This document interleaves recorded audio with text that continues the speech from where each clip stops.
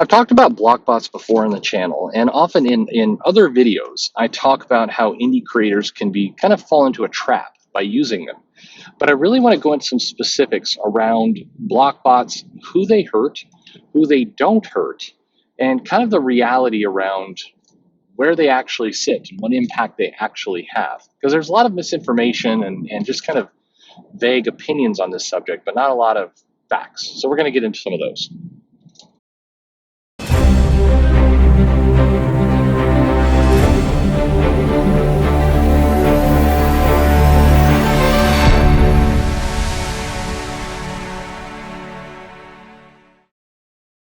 Hey everybody, this is Perch. To lay the to just say this up front, this is not a video about if blockbots are a good idea or not. I've done videos on those. You can see lots of them. I'm not talking about the kind of the moral dilemma or use of blockbots. I still believe, just for the record, that creators are far better served by just manually blocking people or muting people, and that blockbots are kind of a destructive way to ultimately solve a problem. Now, I argued with Mags Visaggio on this on Twitter, where she's very much in defense, likes them, thinks they're great, and more importantly, thinks they're necessary. And I've argued with other people. I think Scott Snyder has pointed out that hey, these are sometimes just necessary because you get this flood of kind of rage coming in at you, and it's the only way to turn off that kind of chaos. And I understand those perspectives, and that's fine. But I still, for reasons I've given in other places, I think that there's better ways to handle it. But ultimately, it's a personal choice. But specifically for this video, I wanted to talk about the trap that indie creators in particular fall in with blockbots. And it goes a little bit like this. And I think this is just, some people, I guarantee you that everybody will find something to dislike in this video. I also want to warn you of that up front. If you look at blockbots and you look at who uses them, big creators, small creators, unknown creators, you will see a couple patterns emerge. First off, it's fact that if you're a big creator, meaning you have your Marvel contract, your DC contract, you're on several books, you're established, you can run a blockbot and it will have very little to zero impact on your sales numbers. Now, I know that flies in the face of what some have said, and definitely people will put in the comments, and it's fine, that, hey, if somebody blocks me, I stop buying their book. That's fine too. It's your wallet, it's your dollars, that's cool. I'm not making an argument you should buy the book anyway, especially if somebody blocks you. But what I am pointing out is you look at, say, Al Ewing, and he's a guy who's blocked tons of people. I mean, he's run all kinds of block bots, including against many fellow creators. It's become a pretty common pipeline that somebody has to reach out to Al Ewing on behalf of somebody who got caught in one of these block bot nets that he's done. And I think that whole situation is just goofy. But regardless, his sales on Hulk, his sales in general, are not impacted by block bots really one way or another. And there's a reason behind that. He works for Marvel. He's got a big career, big name. He's working on the Hulk. That title has some buzz around it. And he has a platform, and that platform is Marvel and its readership and its continuity and everything else. On top of that comes Al Ewing actually doing the work on those titles. But because of where he's at, both as a bigger name and the fact that he's working on established books, he's protected from any kind of big fallout from blockbots. There are certainly people who will object and not buy his book, but not in any kind of big numbers that really impacts his career. Now, if Al Ewing stops working for Marvel, goes back to indies, tries to do something in crowdfunding or whatever else, chances are he will see diminishing returns over the years. Not right away, but over, say, 5 years, if he still has everyone blocked, he's gonna run into some troubles. He'll start to see an impact there. Same thing with Dan Slott. Dan Slott has blocked a ton of people, and his sales pretty much are the same. Now, you may say, well, wait a minute, Iron Man sales are lower than Spider-Man's. You're absolutely right, it is. But that run also is pretty much panned all over the place. You really have to stretch to say that blocking is the reason for the sales being down. It's a bad run.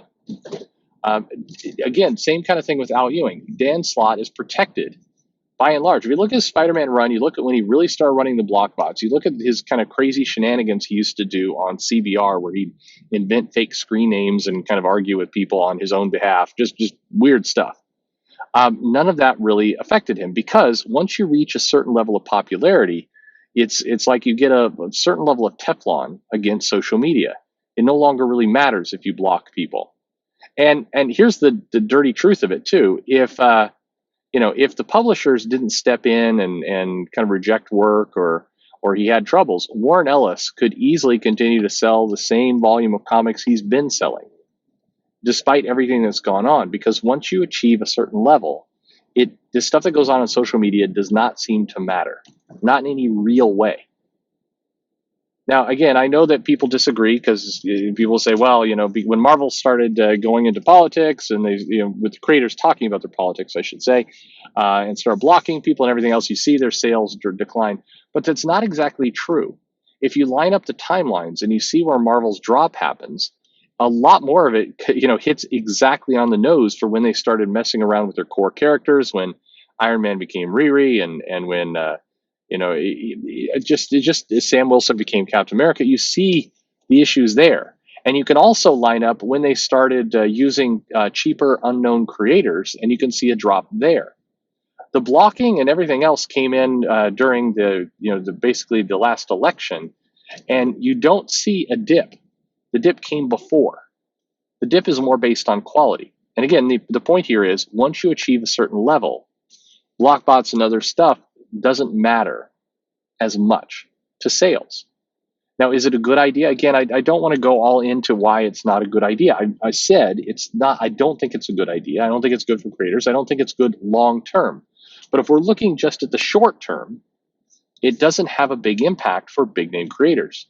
But by the same token, if you look on the short term, it has quite a huge impact on small indie creators. One of the ways that creators kind of establish themselves and get their book out there and get kind of a name and some attention for themselves is by getting their work known, getting people to know it, for good or for bad, just getting recognized. And when you block, you may think that what you're doing is blocking people from coming at you. But the real thing you're doing is you're blocking you to go to them. You're blocking your ability to show your work and get your name out there to other people. There's plenty of evidence, especially if you look at how indie creators have come up and how different writers and artists have been able to get more popularity. If you look at social media, Instagram, all these different kind of social media sites, and you look at how fast creators used to be able to grow an audience versus how fast they are today, it's way different. It's suffered significantly. And here's the interesting trap. In a lot of cases, and you see it in a lot of different Facebook groups, not just the Whisper Network stuff, but just in different Facebook groups, you'll see established creators, maybe not at the top of their game, but people who are kind of on the outside and not that successful, but they're known. People like a Tess Fowler, for example. They will advocate blockbots. They'll advocate just block them all, just run a blockchain, block them all. They'll advocate this stuff very casually to a lot of indie up-and-coming creators, people that have maybe 200 to 800 followers on Twitter. And the effect is chilling for those people.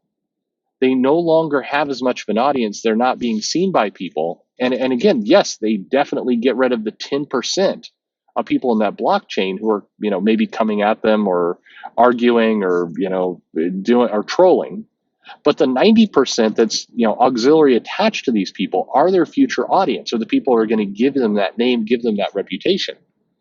And it's hard for me not to look at this and believe that some of these people, some of these established creators know this and encourage the blockchains on these up and coming creators to basically keep them up and coming and never established, because it definitely puts a dent in their career.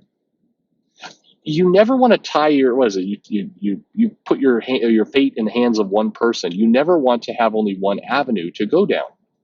And no, by the way, none of what I'm saying is that, hey, you should go on Comicsgate streams, even if you're anti-Comicsgate, to build your audience. I'm not saying that at all.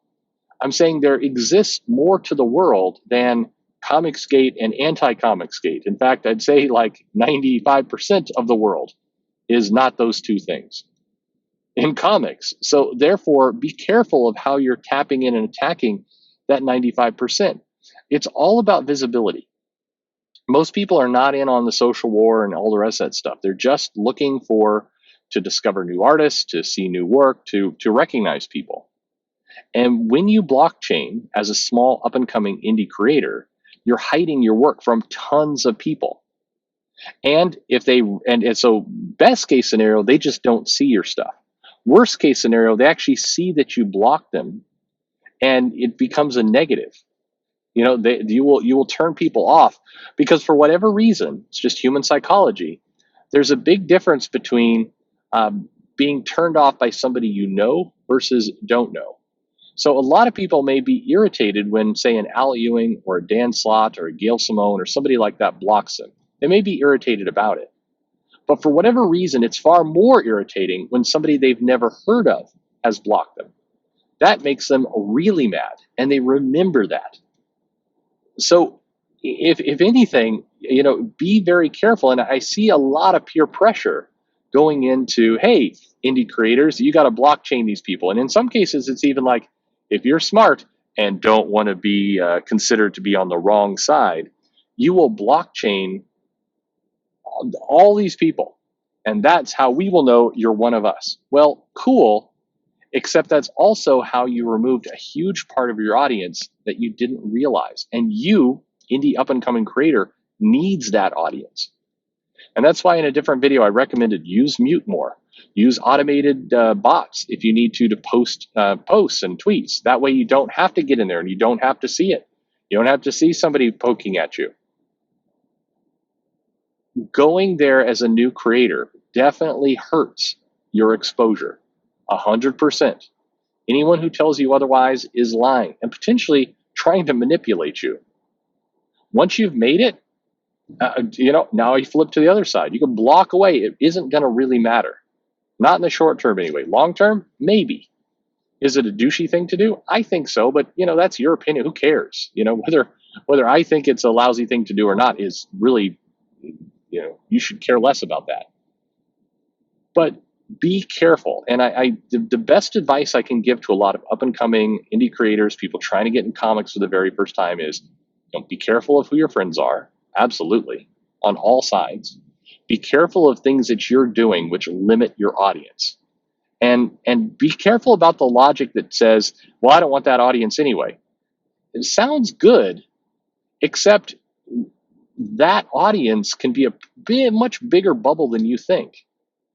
Again, if you could have a magic chain that would only block the truly angry troll people who come at you, super. But that's not what you're doing. It's not how blockchains work. You're getting a lot more than you're bargaining for. And if you're trying to get your name out there, it's the last thing you want to do. So just be careful. The other kind of bit, and I wish, I don't know, I've given this advice to a lot of indie creators up and coming. There's a lot of peer pressure in comics, a lot of it.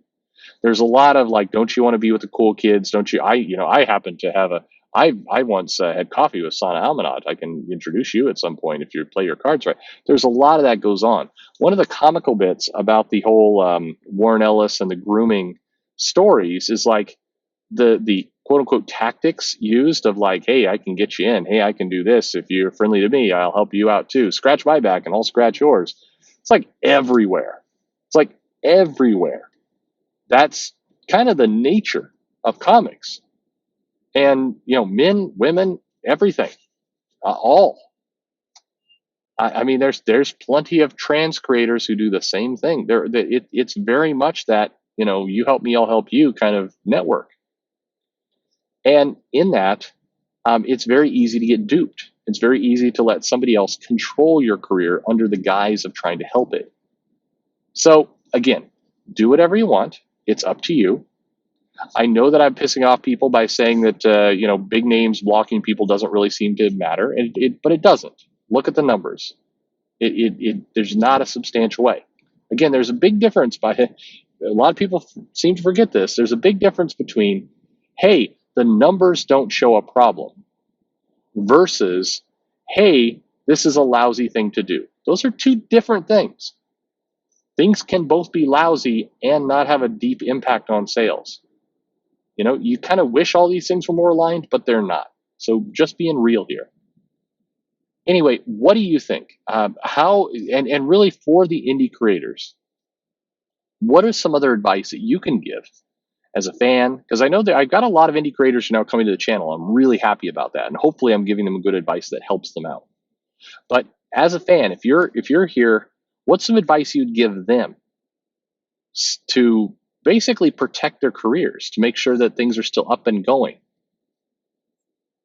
Leave it in the comments below. Would love to have your thoughts. Anyway, like, subscribe. Hey, check me out on Twitter or Facebook at Comic Perch, or send me an email at comicsperch if you don't want to deal with all that crap. And why would you? Anyway, most importantly to all this, thanks for listening.